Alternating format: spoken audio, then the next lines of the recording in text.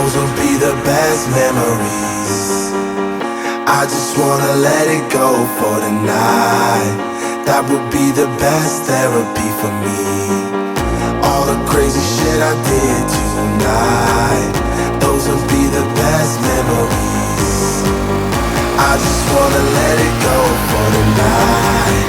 That would be the best therapy for me. Hey, hey.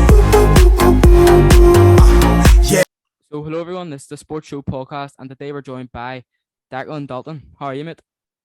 I'm good, bro. How are you? Yeah, I'm alright, thank you. So before we Good get stuff. stuck into the MMA, you're our first MMA fighter. So Yeah. it's great to have you on. Thank you. Who, if you were having a dinner party, and you could bring 3 people, who would they be?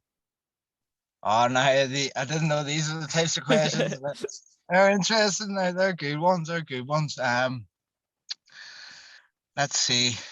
I have to have Muhammad Ali there because he was full of wisdom and knowledge and stuff. Who else? Maybe Jimi Hendrix or something playing the guitar. And then Frankie Boyle telling jokes would probably be the best 3 I could think of at the minute, bro. You Brilliant. landed that one on me. So another question just before as well. Who would you say is your biggest inspiration? Inspiration ways. I mean, there's a couple. I think that throughout sports, there's loads of characters that have came from not favorable backgrounds, and made it to the top of their sport, through thick and thin. And I think any athlete or any human being that can raise themselves up like that would definitely be up in my top 3 most inspirational people. But trying to think of one. I used to love Marvin Hagler. Right. Okay. Because of how hard he worked and how skillful he was as a boxer and stuff. So I maybe put it down to Marvelous Marvin. Yeah. So, what made you start to fight as a kid? What got you into the club? What got me into the club? The funny thing is that the first time I walked into a boxing club was through the Gaelic and hurling club for pre-season over the winter. Right. Okay. And because it was cold outside, they got us into the boxing club, and I started throwing the out hands, and one of the boxing coaches complimented me, and that there was the start of it. That was me. I had the bug. As soon as I knew that I was good at it, Yeah. kind of picked the pace up. So you play any other sports then? I hurled for the county and stuff when I was younger. I think I hurled up the minor. Even with a lot of the lads that are on the county team now, I hurled against them in school and stuff. So hurling and Gaelic football would have been my other 2 really passionate sports. Other than that, then boxing and Muay Thai and MMA would have been the other ones. So yeah. But I'd say they go hand in hand sometimes on the GAA pitch. You know what I mean? Definitely. Who'd you play all for? About it. I played for St. Galls. Oh, right, okay. I actually played for St. Galls myself, so I did for a while there. And my brother did as well. What happened to you? Where'd you go to? It's basically what happened was my brother got me down playing for a year. A year and a half. I had won the first season, won the league and the championship. Under 15 maybe. Yeah. And yeah, but I think after a while I just sort of, I don't know, drifted away from it. Because I was playing football a bit more as well, so I think it just sort of slipped away from me. But that there's a thing, like the thing I find about life is that you kind of want to be involved in as many things as possible. Yep. And there's just not enough hours in the day to do it all. Do you know what I mean? 100%. I think that's one of the problems I have. If someone asks me if I want to do something, I'm always like, yeah, I do want to do it, and then come to realize I don't have the time. But that's what happens. Yep. So how was your amateur career then? As a boxer or an MMA fighter? Well, you can bring in both. Oh, but both. Well, my amateur boxing career was all right. I had about 15 or 16 fights. maybe a couple more club shows and stuff. I boxed a couple of good guys that ended up. I boxed Jason Quigley in the Oh, All right, Ireland okay. semi final. Yeah, I boxed him. I didn't do too well now. Well, Couldn't sure. get near him, but he was really good when we were younger. So, um, and then in the MMA, my amateur career only lasted about 4 fights. I think I went 4-1 or 3-1 in my amateur MMA career before I turned professional. So Yeah. I turned professional when I was about 18. Um, because at the time, the style suited me.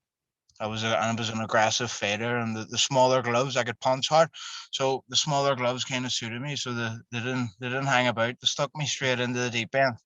So is that why you didn't go So, pro for boxing then? well, the pro boxing career nearly took off a couple of times Right, okay. in between MMA and injuries and stuff.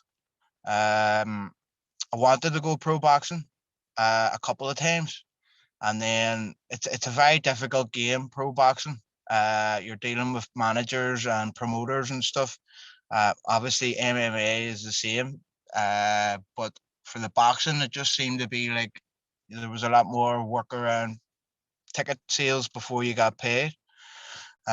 Whereas in MMA, you didn't really get paid anything Yeah. anyway, but at least you didn't have to sell tickets. Do you know Yep. what I mean? So, Yep.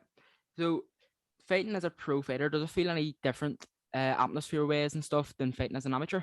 Or do you just think it's the same? well, it's all about mindset. I think you could very well say that a fight is a fight, and it doesn't matter if you're fighting amateur or professionally. There's some amateur fighters that prepare a lot more than what professionals do, and there's some professionals that can prepare, at just such a high level that if you're not ready to get in there with them, you're going to get hurt. So I think that there's what kind of comes along with the professional aspect of it. You're in against people that are dedicating a wee bit more of their time to their training, and they're going to be a wee bit more ready. So I think it just mounts a wee bit more pressure on a fighter when they're fighting professionally. But like I said, it could all well be in the main, and everyone's different, so it would vary between person to person, I'd say. Yeah. And then you Mm. went 1-0 on your professional MMA debut. How good of a feeling was that then? Just to feel the win on your first professional fight. I was who did can you remember who I I fought? And that was at can't Eric know. Boylan. I can't remember. But yeah, obviously winning your first venture into the pro game is always a good feeling and always good. I think I went 6-0 my first fight, or my first couple of fights, Yep. and then I had a terrible knee injury, a terrible one. It kept me out of action for about 4 years. So, um, I'm actually lucky to still be fighting after that. You know what I mean? There was doctors telling me that it wasn't ever going to happen again, and like I say, I'm just grateful to have gotten a chance to get back in there. Even though there've been some disappointing times, there could have been Yep. absolutely no times, if that makes sense. So, Yeah. yeah, So as you just said there, you went 6-0 after beating who was it? Mike Cutton, was it? I To came, go I 6-0. came. Oh yeah, that was the fight after I came back from a knee injury. Yep. Yep. And how good of a feeling was that then, just straight after your injury, to get back in the win? Well, that's the thing was I wasn't really well when I come back. I was over in Thailand preparing, and I wasn't really well. So the feelings of the joyful feelings were masked by me being very sick after the fight. Yep. So that makes I felt terrible after that fight, even though I won. My body was so drained and stuff. So that was a 50-50 one. But emotional ways, it was really good to obviously come back after being so long out of action and getting a win. It's actually very unheard of for a fighter to take so long of a break and come back and get wins. Yeah. Do you know what I mean? the game, and not just MMA. I'd say with every combat sport, it evolves so fast, and even with boxing and stuff, it's changing so fast, and you've got new younger kids coming up through the ranks and stuff like that. It's to keep up while you're not fighting is a very hard task, and like I said, I'm just glad I was able to get the opportunity to get back in there again at some stage. Yeah, and then as you said, there you went over to Thailand to do a bit of training. Was that a good camp then, going over to different countries, sort of getting a bit of training? Yeah, it was brilliant. Really, really good. I still talk to a lot of the guys that I met out there. And then obviously, training over there is a wee bit different to what your life would be like here, because you're going over there to train. You don't have as many responsibilities, so you're training and then you're relaxing, and you're training and you're going and lying in a hammock and having a coconut. It's pretty good. It's pretty nice. Brilliant. But it's not reality at the same time. When you come home, especially in Ireland, you wake up and the snow's beating off the window, and you have to get up and go for your run, and you've work, and you've all the other responsibilities that you have to take care of. So I really enjoyed being out there and training and fighting and having the time of it. Yeah, and obviously some of your opponents then have went far in the sport. Like obviously your recent fight against Paddy Pimblett, he's now in the UFC. Right. Do you ever try and watch their fights? Have I what? Sorry. Like, do you ever try and keep up with them and keep up and watching their fights and stuff? Yeah. Here, I watched his last fight. He done amazing. I'm sure the next fight's going to be a wee bit harder for him, but it's just goes to show you that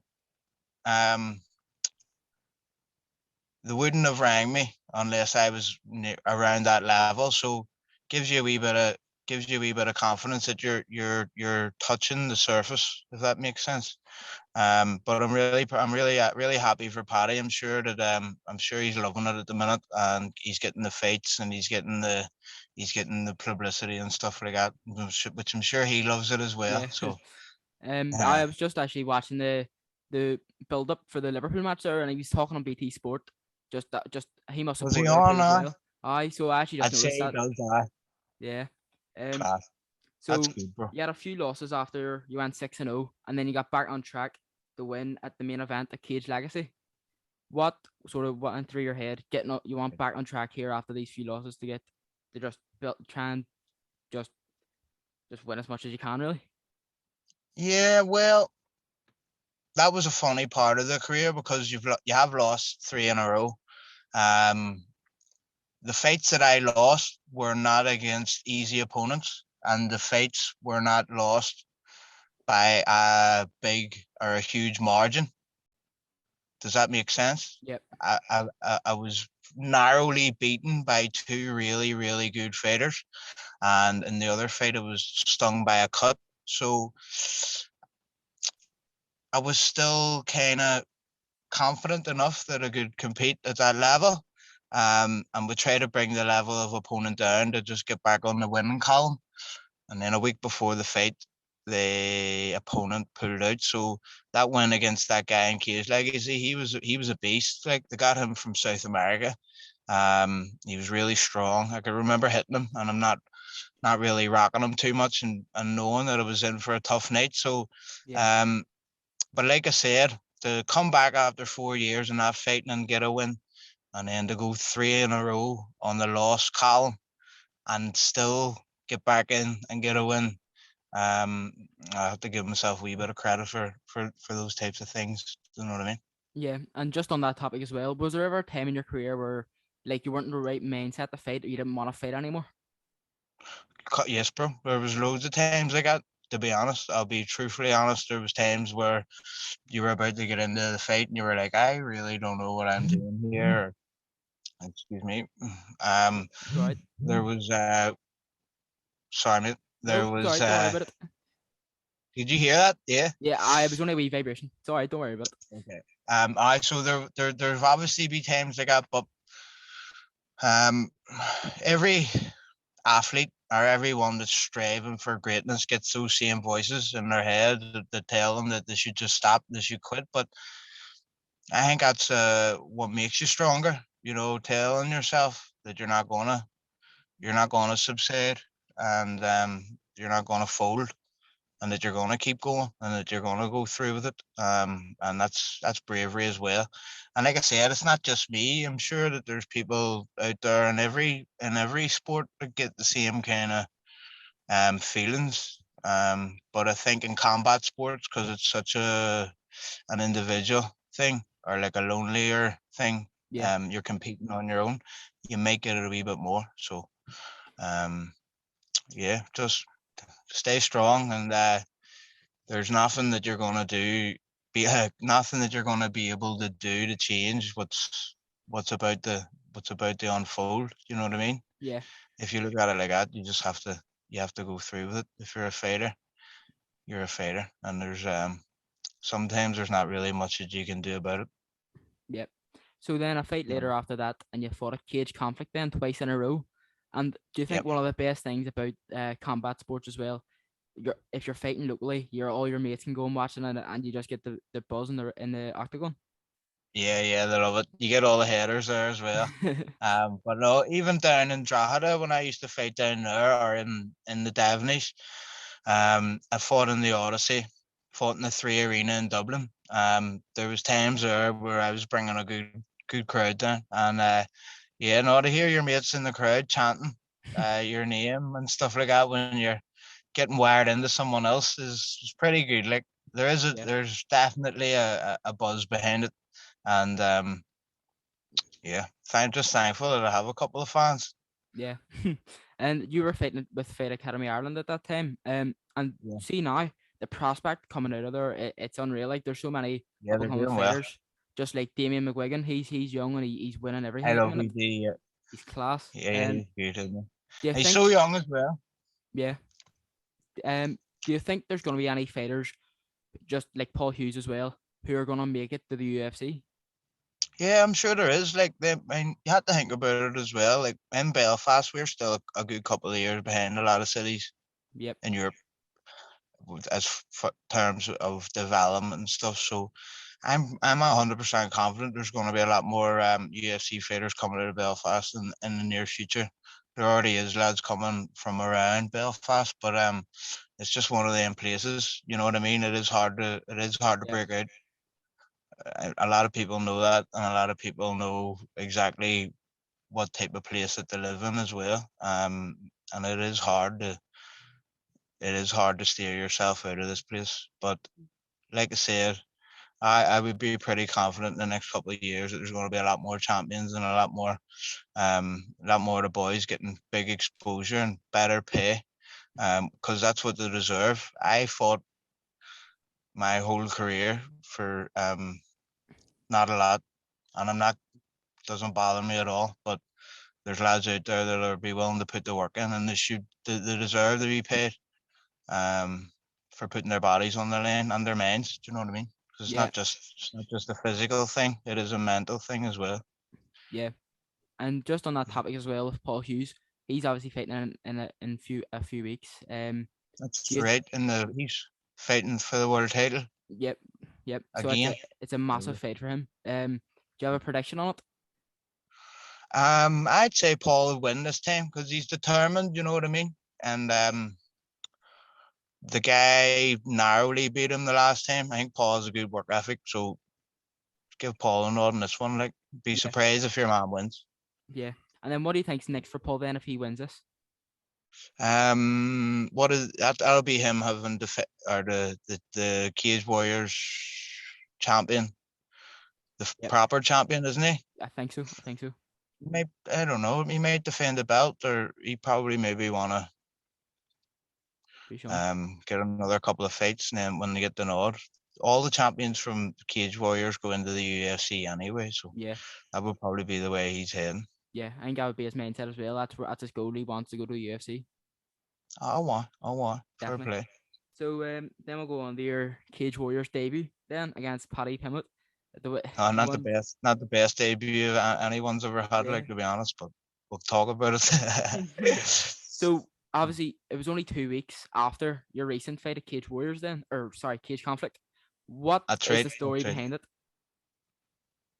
The funny story behind it.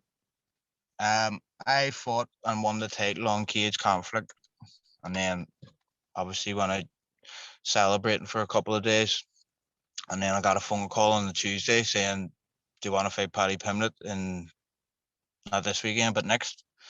And I obliged as anyone would. Um, Apparently that they couldn't get anyone else to fight him. And the show, it was post COVID, so it was like they were desperate basically to get anyone to fight him, and I was the only one in the room that put their hand up. So we went over, but I don't regret going over, but I regret the circumstances in which it all happened. I should never have been fighting someone at that weight. And Yeah, after the level of opponent that I was fighting on Cage Conflict, it was just too much of a step up in experience ways, you know what I mean, to deal with someone like that. yeah, And then making the mistake of slipping just obviously sealed the deal. But like I said, I'm actually glad that it happened because I got a lot of experience out of it, a lot of learning. Um, um, and like I said, no one else was going to fight him, so yeah. Dacky to the rescue. Phone Dacky, he'll do it. Yep. No bother. Eh, But do you think if Yeah. you got a bit more time and notice and you could in a better camp and all, and you were in that situation and you beat him, do you think you would be where he is now in the UFC? It's possible, bro. I think he's just too big of a fighter anyway. You know Yeah. what I mean? Yep. I'm a featherweight. I could actually probably make a lighter weight, but he was really strong. He was very big. One mistake and he was on my back, and he was very very hard to get off. Yep. Um, but like I said, another couple of weeks preparing for that fight, it made it turned out a wee bit different. Do you think that's Um, why it didn't go your way then? Because there wasn't, you didn't have a better training camp really? uh, Remember I said to you before, whatever's gonna happen is gonna happen. There's Yep. nothing you can do about it. I didn't get the chance to train, so I can't really say. But if I did get it 8 weeks of training to fight Paddy again, I would be hoping that there would be a different result. Yeah. Do you know what I mean? Yep. Definitely. Yeah, Yeah. So, what do you expect now for your upcoming fight then? In the end, at the end of April here. that's right. I'm fighting on Deliverance on the 30th of April. I'm fighting Tom Q, and Tom is one of the higher ranked. I think he's actually number 3 ranked in Ireland Muay Thai at 66 kilo. Right. Okay. So I'm looking forward to this fight. I've been training really hard, and I've actually, punching and kicking and stuff like that. There just always been my forte. I've always loved to do it. I was always a boxer. I could always punch hard and kick hard and stuff. So I'm really enjoying the training at the minute at Lanka. All the lads down there, you know what I mean. You couldn't be training with any better training partner. So happy with the way things are going, and a lot of injuries from the MMA career are clearing up. So I'm feeling good about this one. Yeah. And I think it's going to be a cracking fight. Yeah. Tom's really good, and he's a traditional kind of Thai fighter. So I'm more of a explosive kind of kick and punching kind of guy. So it'll be fun to see what way it works out. It'll be Yeah. fireworks. Like it'll be punching and kicking and elbowing until someone drops. Anyway, Yeah. Are you in the main event on that fight? I think Garrett might be. I think Garrett's fighting. Right. Okay. Niall's fighting next week. Julie might be fighting. There's a couple of other lads fighting, but I think Garrett Smiley. I don't want to tell you who he's fighting or No, anything because it's that's not fine. announced. Yeah. Yeah. So Um. he's fighting as well, and I think they've confirmed that he's fighting. So I'd say he'd be the one to Right. watch on the Okay. night. Yeah. Yeah. Just one other thing as well. Yeah. Was there a reason that sort of you left Fight Academy Ireland and then joined another club, or was there? Yeah. Well, like I said, the circumstances around my last couple of fights just weren't favourable for me and the way I was getting managed. And sometimes when you bring it to light, some people don't like it, and that's the way it went. And I'll leave it at that. Yeah. Yeah, that's right. Is that Well, right? yes. Sweet. I think that's everything covered really. Unless there's anything else you want to say. No. What top set you were? Armagh. Go ahead, Joey. But Black one. Keep your top. it's a navy one. So I think Ah, it's a nice. training top or something. But it's not very good lighting in here. Like, Ah, but I get you. yeah. Well, thanks a lot for coming on. And No problem at I all. wish you very good luck for your fight. Thank you very much. Thank you. Cheers, mate. See you later. No worries at all, bro. Alright. I'll catch you soon. Thanks for having Yes. me. See you. Cheers.